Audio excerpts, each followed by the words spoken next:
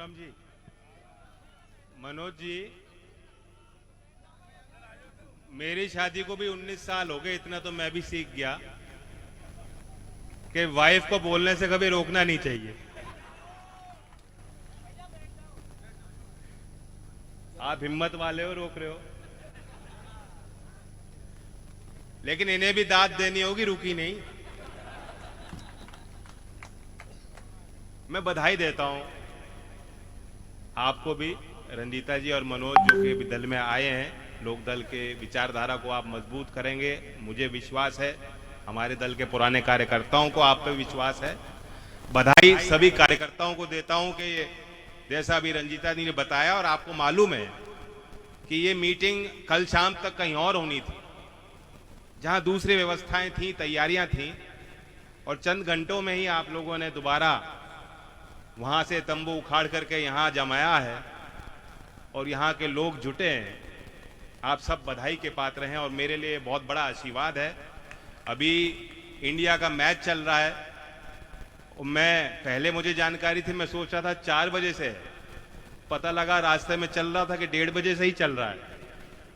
तो मुझे शंका हुई कि कहीं नौजवान ऐसा ना हो कि टेलीविजन के आगे जमे हो, लेकिन आप सब नौजवानों को देख के लग रहा है कि आपने पिच अपनी यहीं जमा रखी है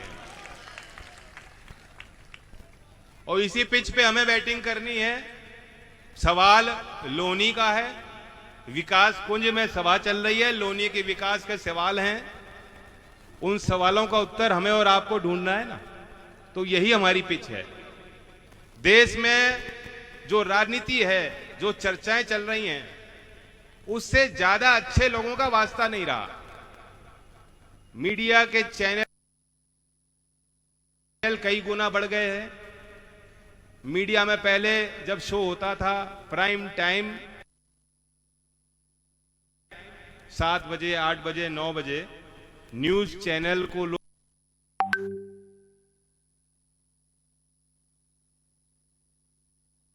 बड़े विश्वास के साथ देखते थे कि खबर है, खबर यानी हमें देश और दुनिया की जानकारी मिलेगी।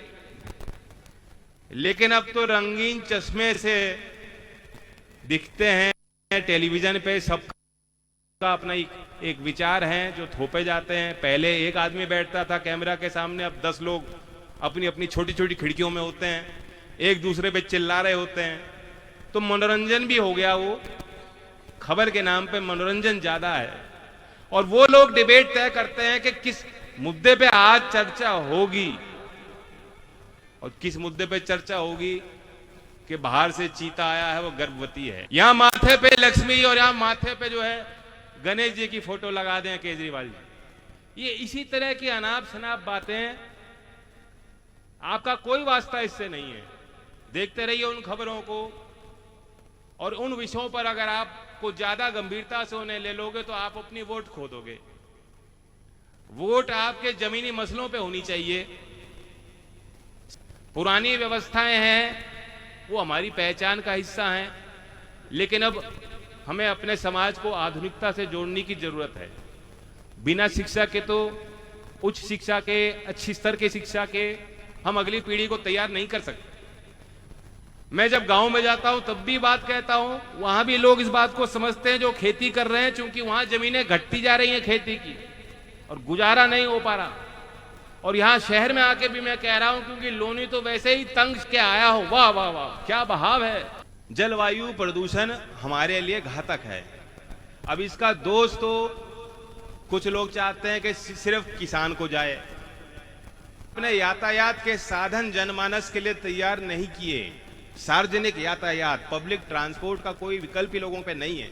तो क्या करेंगे? वो अपनी मोपेड चलाएंगे, स्कूटर चलाएंगे, मोटरसाइकिल चलाएंगे, गाड़ी चलाएंगे, तेल फूकेंगे। अब आप बताइए, यूपी रोडवे की कोई हालत है क्या? बसें बिल्कुल चलने लायक नहीं, रास्ते चलने लायक नहीं। यहां एनएच है, दिल्ली सहारनपुर रोड, और यहां के सांसद हैं, बहुत ताकतवर हैं, जनरल वीके सिंह जी। बहुत बड़ी मतों से आप उनको जिताकर भेजते हो। बल्कि पिछली बार तो चर्चा ये चली थी कि मोदी जी से ज्यादा उनका मैंडेट बड़ा मिल रहा था और उनकी काउंटिंग बंद करा दी गई थी कि कहीं नुकसान ना हो जाए उनको। ये अफवाह चली, चर्चा चली थी कि इनकी काउंटिंग बंद करा दी, वरना उनके ज्यादा मत आ रहे थे। तो इतना विश्वास आपने उनको दिया, ताकत आपने उनको दी, और केंद्र में मंत्री हैं, परिवहन विभाग के राज्य मंत्री का दर्जा उनको है। लेकिन मैं आपसे पूछता हूं कि दिल्ली सहारनपुर रोड जो आपके इस जनपद से होके जाती है, क्या वह आपको लगता है कि नेशनल हाईवे है? शिक्षा की बात मैंने छेड़ी, यहां महिलाएं अच्छी संख्या में आई हैं। मैं आपसे पूछता हूं, मुझे लगता है कि यहां लड़कियों का डिग्री कॉलेज भी नहीं होगा। यहां 500 बेड का कोई सरकारी अस्पताल भी इतनी बड़ी आबादी के बीचों बीच आपको नहीं मिलेगा। सरकार की जिम्मेदारी क्या होती है कि ये सरकारी सेवाएं मध्यम वर्ग के आदमी के लिए, गरीब वर्ग के आदमी के लिए वो मिलनी चाहिए और सेवा का स्तर बेहतर होना चाहिए। लेकिन आप सरकार को देखो तो सरकार सब कुछ बेचना चाहती है, खुद पे कोई जिम्मेदारी नहीं लेना चाहती है कि पार्षद भी जो है आप मोदी जी की तस्वीर देख के वोट दें, जिला पंचायत सदस्य भी मोदी जी की तस्वीर चिपका के वोट लेंगे, सारे विधायक इनके होने चाहिए, सारे सांसद इनके होने चाहिए। सरकार बढ़ाने में और बटोरने में कोई कमी, कोई कसर नहीं है। चौधरी चरण सिंह जी के साथ आपका खूब आना जाना रहा, आपने देखा उनकी कार्यशैली को। ये पगड़ी वाले बैठे हैं, इन्होंने मुझे आशीर्वाद दिया, मुझे किस्सा सुनाने लगे चौधरी साहब का। ये 2 मिनट इनको मिले, उनको याद आ गया, चौधरी साहब मुझे बताया जब आप उनको 12 नंबर तुगलक रोड पे मिलने जाते थे, वो किस मुद्रा में आपको मिलते थे? वे नीचे जमीन पे बैठ के अपने मेज पे या तो कुछ लिख रहे होते थे या पढ़ रहे होते थे। ये उनका स्तर था, वो काम पे निरंतर जमीन पे बैठ के वो काम कर रहे होते। मुझे पुराने लोग बताते हैं कि वे पसंद नहीं करते थे कि क्षेत्र के लोग इतना दूर चल के बार बार आए। वो पूछते थे क्यों आए हो, क्या मसला है? और अगर कोई कह दे जी मैं तो ऐसे ही आया, तो कभी कभी डांट पड़ जाती थी, इतना खर्चा क्यों किया तुमने? और लोग कहते हैं कि जैसे वो कमरे में गए उनसे मिलने और उन्होंने ये ऐसे आंख उठा के उनको देखा तो आदमी समझ जाता था आज शायद डांट पड़ने वाली है, इतनी व्यस्तता होती थी। लेकिन आज आप देखो हमारे प्रदेश में मुख्यमंत्री घंटों पूजा पाठ करते हैं, देश के प्रधानमंत्री भी इतना समय है कि दिन में 5-6 बार तो कपड़े बदलते हैं, प्रचार रुकता ही नहीं है।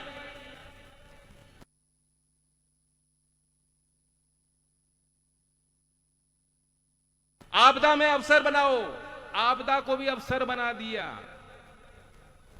और इतना प्रचार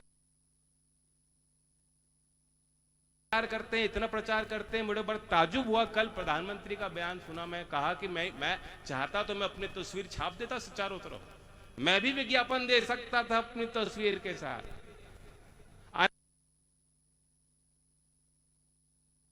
अनाज के बोरी पे इनकी फोटो लग रही है, आपने टीका लगाया उस सर्टिफिकेट पे, देश में किसी दुनिया में किसी देश ने ऐसा नहीं किया। आप टीका लगा रहे हो, वो सर्टिफिकेट पे मोदी जी की तस्वीर लग रही है। इन्होंने अपनी तस्वीर छपवाने में कोई कसर छोड़ी, खर्चा करने में कसर छोड़ी।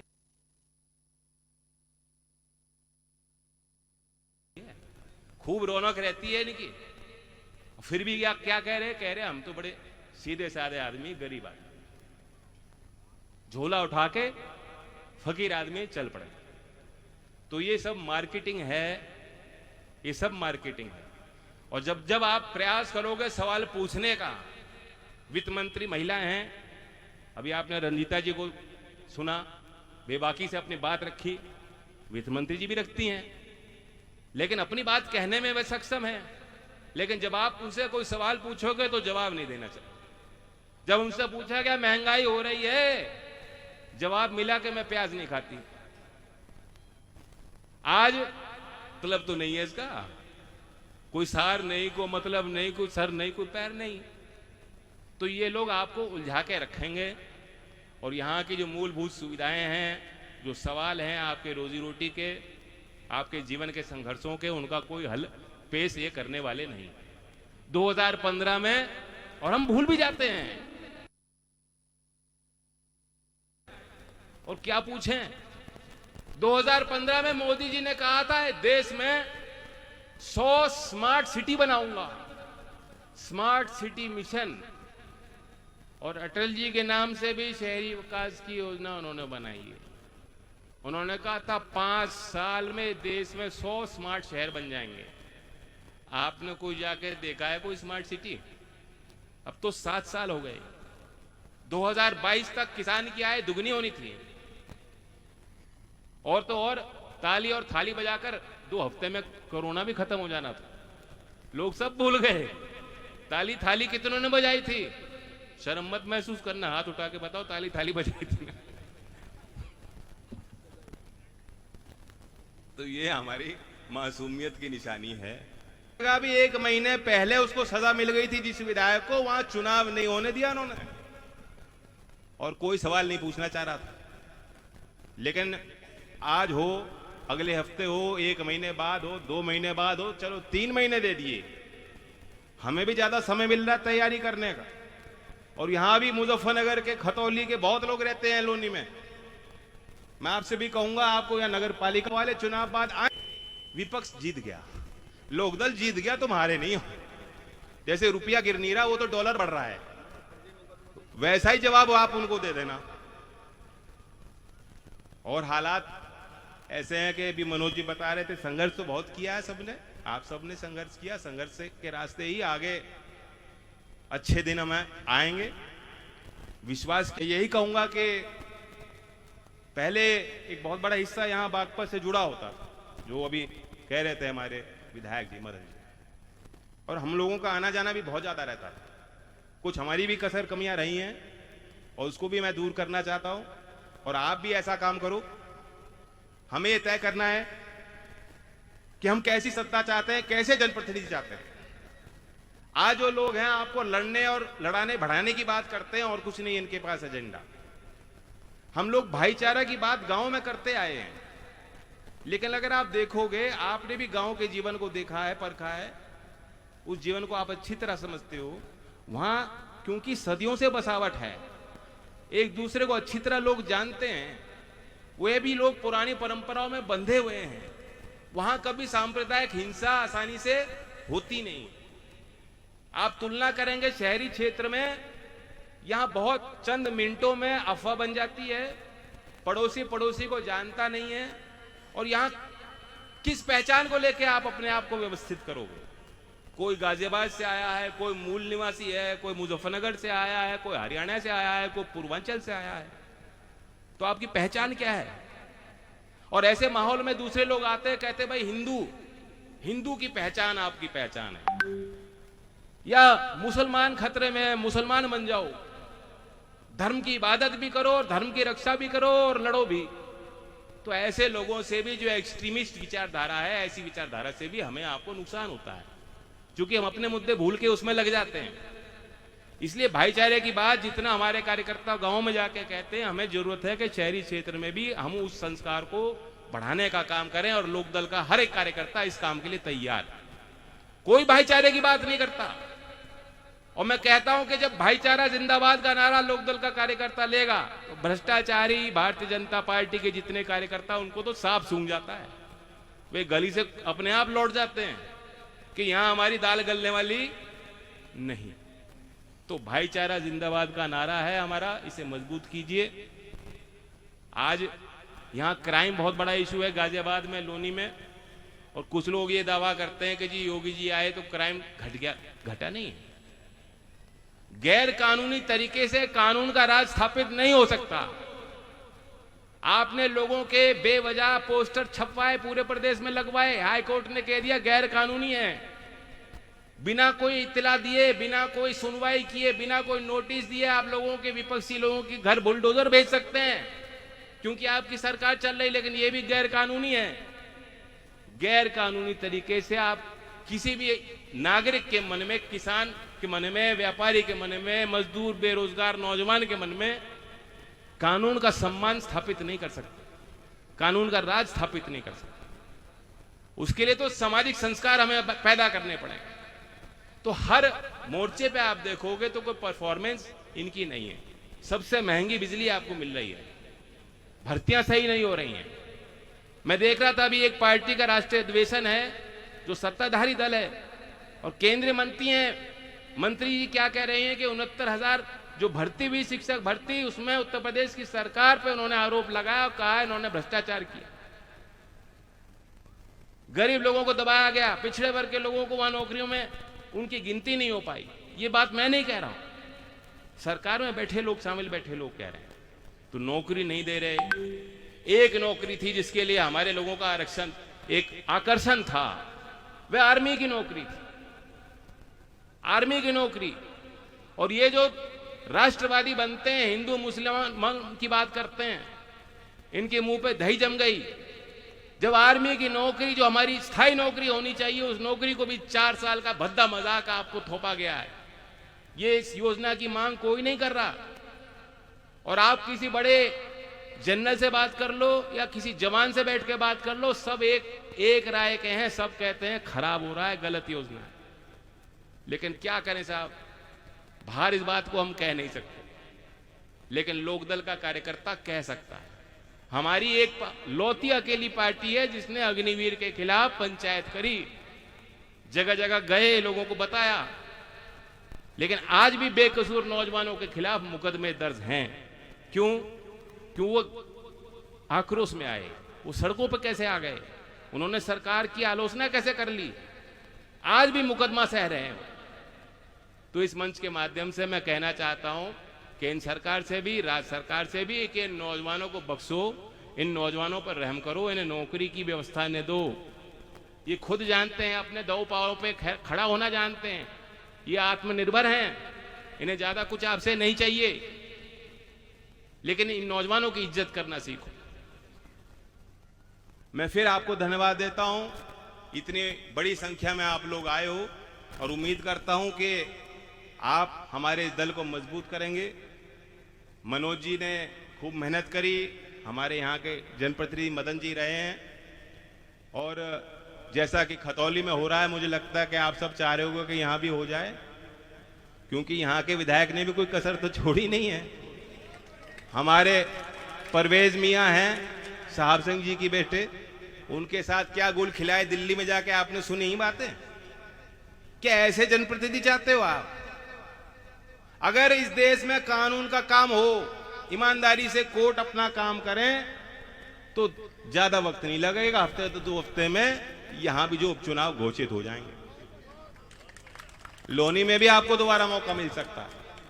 तो नफरत की खेती करने वालों का अंत है, और इसलिए किसान का मेरे वर्ग को मजबूत किया जाए, चौधरी चरण सिंह जी की विचारधारा को मजबूत किया जाए, और लोनी के विकास और लोनी की तरक्की के रास्ते पे हम लोग लोनी के जनता के साथ कदम से कदम मिलाने के लिए तैयार हैं। धन्यवाद। जय हिंद, जय भारत। जय हिंद। बहुत बहुत धन्यवाद। कपिल चौधरी जी भी आए हैं, मैं उनका भी दिल से बहुत बहुत स्वागत करता हूं।